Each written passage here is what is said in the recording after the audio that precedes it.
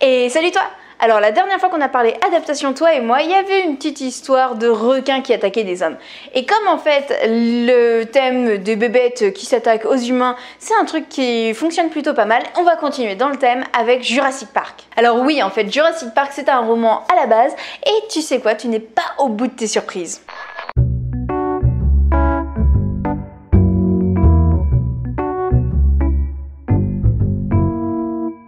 N'aie pas peur d'être celle qui fait des étincelles.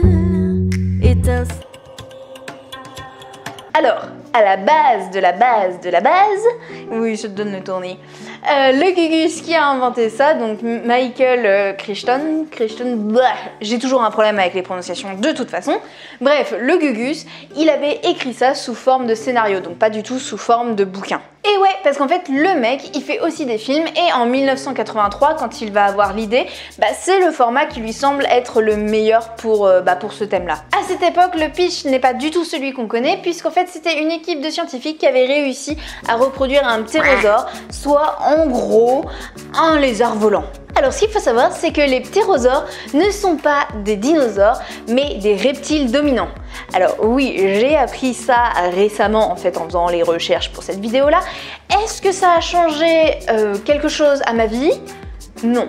Non, clairement, non, je m'en fous de savoir que c'était pas des dinos. Mais toi par contre, si t'as envie de te la péter au prochain repas de famille, tu peux dire que à la base Jurassic Park, ça parle pas de dinosaures, non, ça parle de reptiles dominants.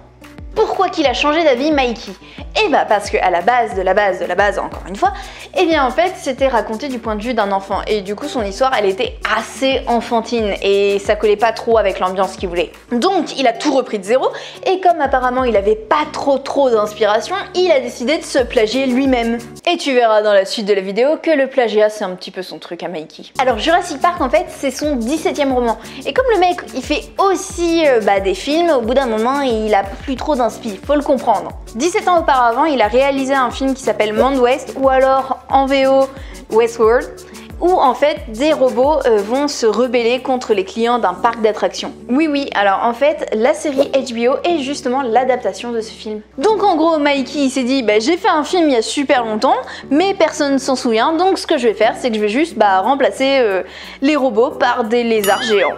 Et voilà, le tour est joué. Et ça donne l'histoire qu'on connaît aujourd'hui, à savoir une entreprise qui va créer des dinosaures à partir d'un ADN fossilisé, et oh my god, ça tourne mal! Sans déconner. Ce roman, en fait, c'est une vraie mise en garde contre la manipulation génétique, ou même tout simplement les relations entre l'homme et les animaux. Quand il sort en 1990, l'accueil est super bon, surtout quand on compare ça en fait aux Dents de la Mer, qui, je te le rappelle, s'est fait défoncer, et si tu vois pas de quoi je parle, t'as la vidéo juste là. Certains vont même dire en fait que c'est le meilleur bouquin de Mikey. Alors Jurassic Park a eu le droit à sa modeste adaptation au cinéma en 1993. Encore une fois, en fait, c'est Spielberg qu'on va retrouver aux manettes, et promis, je ne fais pas une fixette sur lui, c'est juste le hasard qui a fait que j'ai parlé 2 fois d'affilée d'une adaptation qu'il a faite. Mais promis, ça va pas toujours être du Spielberg dont je vais parler. Alors pourquoi cette adaptation, et pourquoi surtout Spielberg? C'est tout simple, en fait Mikey et Spielberg, ils sont poteaux dans la vraie vie, et en fait c'est même plus que ça puisqu'ils ont collaboré ensemble sur la série Urgence.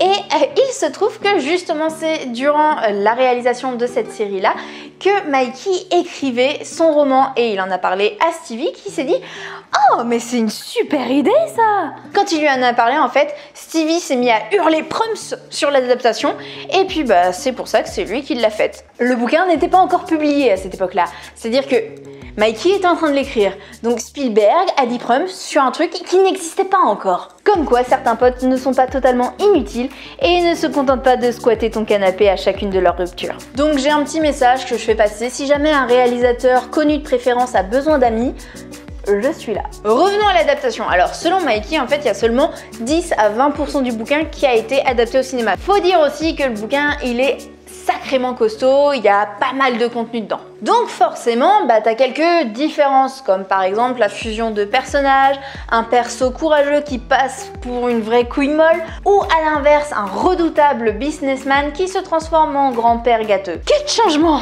Ah, et si tu pensais en fait que le film avait demandé un gros budget, bah dis-toi que ça aurait pu être bien pire. Il y a 2 scènes super importantes qui ont été retirées et qui n'ont pas été adaptées parce qu'en fait elles auraient coûté beaucoup trop cher. Au final, le film c'est un super succès et comme pour Les Dents de la Mer, il a eu un impact assez important à sa sortie. En fait, juste après ça, t'as eu un pic d'inscription en études de paléontologie qui s'est créé et ça c'est dû justement à la fois au livre et au film. Alors pourquoi s'arrêter en si bon chemin alors que le roman connaît un si grand succès?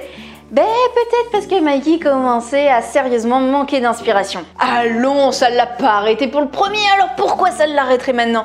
Du coup, Mikey décide de sortir une suite qu'il va appeler Le Monde Perdu et dont le speech va être le suivant. 6 ans après les événements de Jurassic Park, le mathématicien Ian Malcolm prend part à une expédition de secours pour retrouver le paléontologue Richard Levine sur une île voisine de l'ancien parc.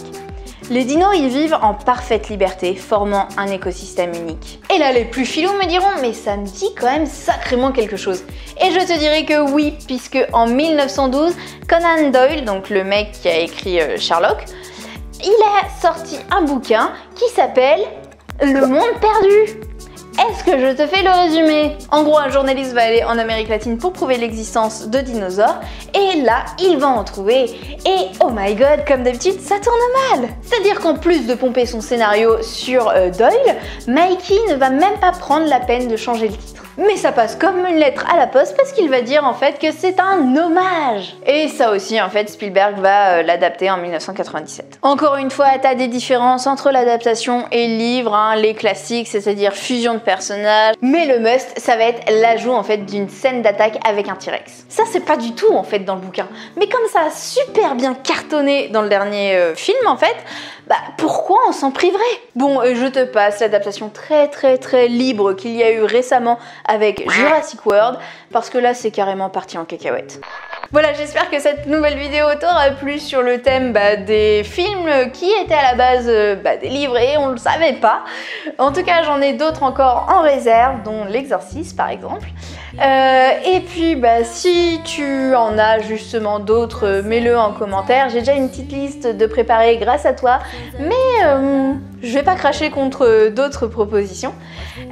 Comme d'habitude, n'hésite pas à t'abonner, à mettre un pouce bleu et puis à partager la vidéo si ça t'a plu. Et si tu veux me soutenir, comme d'habitude, ça se passe sur la page Tipeee ou alors en achetant mes bouquins.